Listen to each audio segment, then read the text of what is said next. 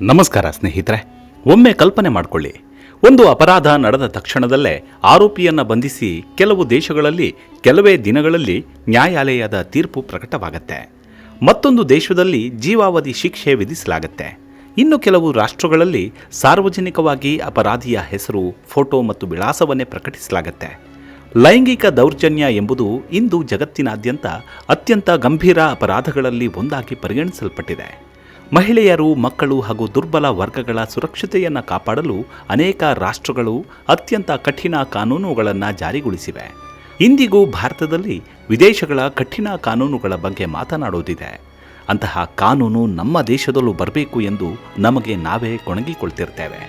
ಈ ಸಂಚಿಕೆಯಲ್ಲಿ ಈ ಜಗತ್ತಿನ ವಿವಿಧ ದೇಶಗಳಲ್ಲಿ ಲೈಂಗಿಕ ದೌರ್ಜನ್ಯ ಅಥವಾ ಅತ್ಯಾಚಾರ ಪ್ರಕರಣಗಳಲ್ಲಿ ಅಪರಾಧಿಗಳಿಗೆ ಯಾವ ರೀತಿಯ ಶಿಕ್ಷೆಗಳನ್ನು ವಿಧಿಸಲಾಗ್ತವೆ, ಯಾವ ದೇಶಗಳಲ್ಲಿ ಕಾನೂನು ಅತ್ಯಂತ ಕಠಿಣವಾಗಿದೆ ಮತ್ತು ಯಾವೆಲ್ಲ ಕ್ರಮಗಳನ್ನು ಅನುಸರಿಸಲಾಗುತ್ತಿದೆ ಎಂಬುದನ್ನು ತಿಳಿದುಕೊಳ್ಳೋಣ. ಇಂತಹ ಕಾನೂನು ಬಹು ಜನಸಂಖ್ಯೆ ಹೊಂದಿರುವ ನಮ್ಮ ಭಾರತದಲ್ಲಿ ಜಾರಿಯಾದರೆ ಹೇಗಿರುತ್ತೆ ಅನ್ನೋದನ್ನು ನೋಡೋಣ ಬನ್ನಿ. ಎಲ್ಲ ವಿಧದ ತ್ವಚೆಯ ಸಮಸ್ಯೆಗಳಿಗೆ ಧೀಮಹಿ ಪ್ರಾಡಕ್ಟ್ ರಾಮಬಾಣದಂತೆ ಕೆಲಸ ಮಾಡುತ್ತೆ. ಕೇವಲ 3 ದಿನದಲ್ಲೇ ವ್ಯತ್ಯಾಸ ನೋಡ್ತೀರಾ. ಯಾವುದೇ ಅಡ್ಡ ಪರಿಣಾಮಗಳಿಲ್ಲ. ಕೆಮಿಕಲ್ ರಹಿತವಾದ 16 ನೈಸರ್ಗಿಕ ಪದಾರ್ಥಗಳ ಮಿಶ್ರಣದಿಂದ ತಯಾರಾದ 100% ಆರ್ಗ್ಯಾನಿಕ್ ಧೀಮಹಿ ಪ್ರಾಡಕ್ಟ್. ಹೆಚ್ಚಿನ ಮಾಹಿತಿಗಾಗಿ ಕೆಳಕಂಡ ದೂರವಾಣಿಗೆ ಸಂಪರ್ಕಿಸಿ. ಸ್ನೇಹಿತರೆ, ಮೊದಲಿಗೆ ಕಾನೂನಿನಲ್ಲಿ ಅತ್ಯಾಚಾರ ಅಂದ್ರೇನು ಅನ್ನೋದನ್ನು ತಿಳ್ಕೊಳ್ಬೇಕು. ಅತ್ಯಾಚಾರ ಅಂದರೆ ಒಬ್ಬ ವ್ಯಕ್ತಿಯ ಸ್ಪಷ್ಟ ಮತ್ತು ಸ್ವಯಂ ಪ್ರೇರಿತ ಒಪ್ಪಿಗೆ ಇಲ್ಲದೆ ಅವರ ಮೇಲೆ ಬಲವಂತವಾಗಿ ಅಥವಾ ಕಾನೂನು ಬಾಹಿರವಾಗಿ ಲೈಂಗಿಕ ಕ್ರಿಯೆ ನಡೆಸೋದು. ಇದು ಗಂಭೀರವಾದ ಅಪರಾಧವಾಗಿದ್ದು ವ್ಯಕ್ತಿಯ ದೈಹಿಕ ಸ್ವಾತಂತ್ರ್ಯ, ಗೌರವ ಮತ್ತು ಮಾನವ ಹಕ್ಕುಗಳ ಉಲ್ಲಂಘನೆಯಾಗತ್ತೆ.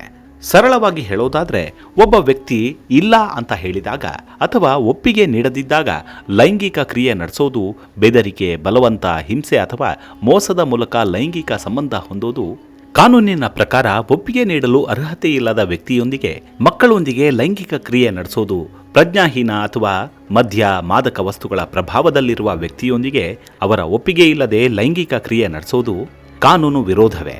ಭಾರತದಲ್ಲಿ ಅತ್ಯಾಚಾರವು ಗಂಭೀರ ಕ್ರಿಮಿನಲ್ ಅಪರಾಧವಾಗಿದ್ದು ಅಪರಾಧದ ಸ್ವರೂಪ ಮತ್ತು ಪರಿಸ್ಥಿತಿಯನ್ನು ಅವಲಂಬಿಸಿ ದೀರ್ಘಾವಧಿಯ ಜೈಲು ಶಿಕ್ಷೆ ಅಥವಾ ಕೆಲವು ಪ್ರಕರಣಗಳಲ್ಲಿ ಜೀವಾವಧಿ ಶಿಕ್ಷೆಯವರೆಗೂ ವಿಧಿಸಬಹುದು.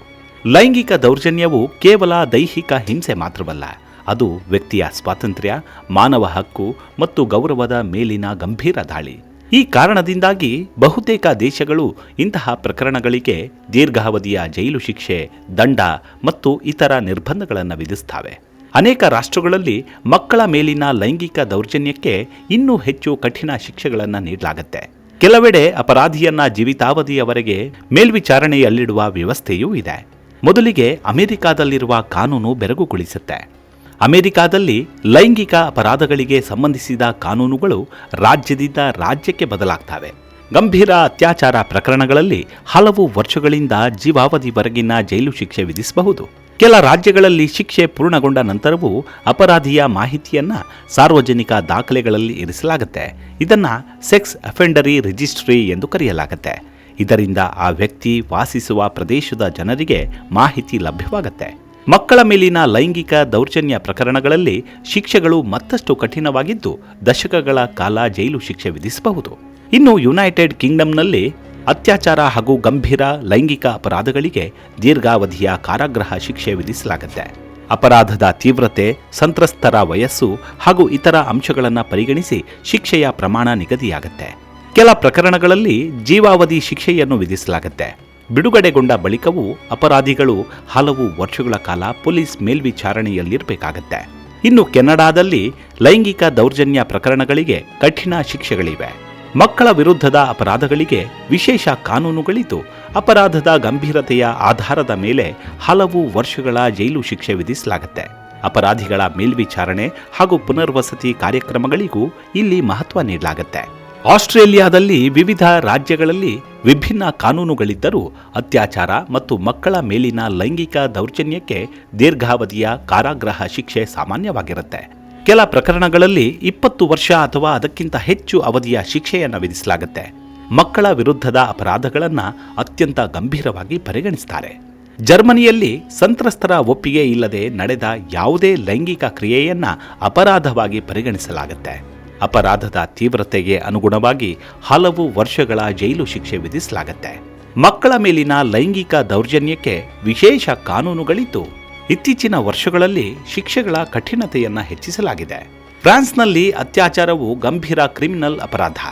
ಸಾಮಾನ್ಯವಾಗಿ ಹಲವು ವರ್ಷಗಳ ಜೈಲು ಶಿಕ್ಷೆ ವಿಧಿಸಲಾಗುತ್ತೆ. ಸಂತ್ರಸ್ತರು ಅಪ್ರಾಪ್ತರಾಗಿದ್ದರೆ ಅಥವಾ ಅಪರಾಧದಲ್ಲಿ ಹಿಂಸೆ ಹೆಚ್ಚಿದ್ದರೆ ಶಿಕ್ಷೆಯ ಅವಧಿ ಕೂಡ ಹೆಚ್ಚಾಗಬಹುದು. ಇನ್ನು ಸಿಂಗಾಪುರ ಕಠಿಣ ಕಾನೂನುಗಳಿಗೆ ಹೆಚ್ಚು ಪ್ರಸಿದ್ಧವಾಗಿದೆ. ಅತ್ಯಾಚಾರ ಮತ್ತು ಗಂಭೀರ ಲೈಂಗಿಕ ಅಪರಾಧಗಳಿಗೆ ದೀರ್ಘಾವಧಿಯ ಜೈಲು ಶಿಕ್ಷೆ ವಿಧಿಸಲಾಗುತ್ತೆ.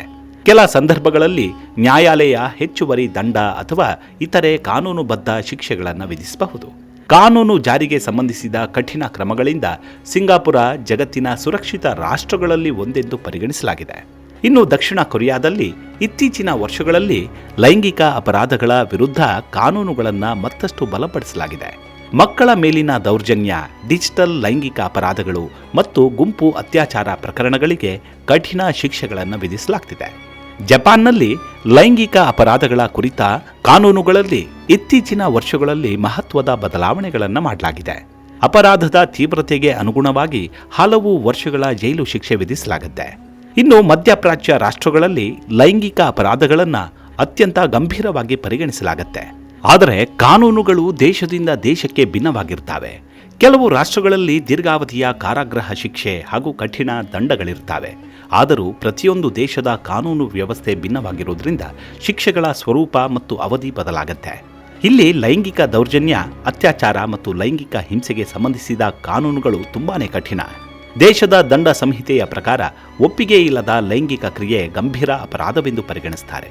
ಒಂದು ವೇಳೆ ಅತ್ಯಾಚಾರ ಸಾಬೀತಾದರೆ ದೀರ್ಘಾವಧಿಯ ಕಾರಾಗೃಹ ಶಿಕ್ಷೆ, ಸಂತ್ರಸ್ತರು ಅಪ್ರಾಪ್ತ ವಯಸ್ಕರಾಗಿದ್ದರೆ ಅಥವಾ ಅಪರಾಧದಲ್ಲಿ ಹಿಂಸೆ, ಬೆದರಿಕೆ ಅಥವಾ ಅಧಿಕಾರದ ದುರುಪಯೋಗ ಇದ್ದರೆ ಶಿಕ್ಷೆ ಮತ್ತಷ್ಟು ಕಠಿಣವಾಗುತ್ತೆ.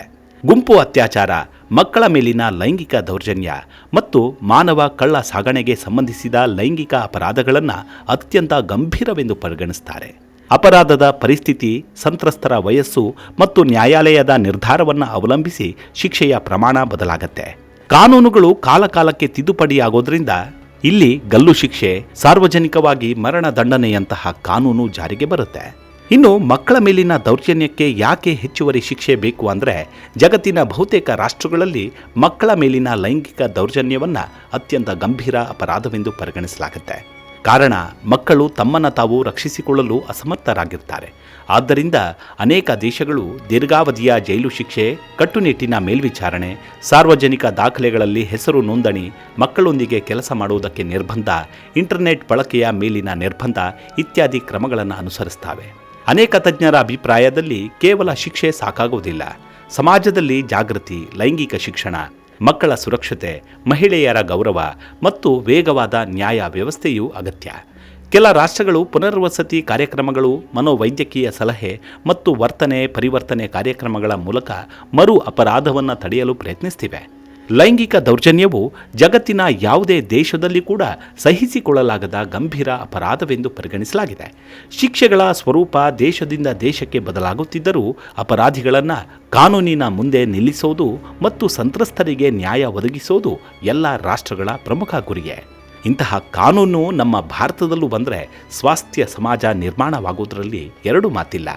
ಮಹಿಳೆಯರು ಮತ್ತು ಮಕ್ಕಳು ಭಯವಿಲ್ಲದೆ ಬದುಕುವ ವಾತಾವರಣ ನಿರ್ಮಾಣವಾಗೋದು ಪ್ರತಿಯೊಂದು ನಾಗರಿಕ ಸಮಾಜದ ಯಶಸ್ಸಿನ ನಿಜವಾದ ಮಾನದಂಡವಾಗಿದೆ. ಮುಂದಿನ ಸಂಚಿಕೆಯಲ್ಲಿ ಮತ್ತೆ ಸಿಗೋಣ. ಅಲ್ಲಿವರೆಗೂ ನಿಮ್ಮ ಆರೋಗ್ಯದ ಕಡೆ ಗಮನವಿರಲಿ. Take care. ನಮಸ್ಕಾರ.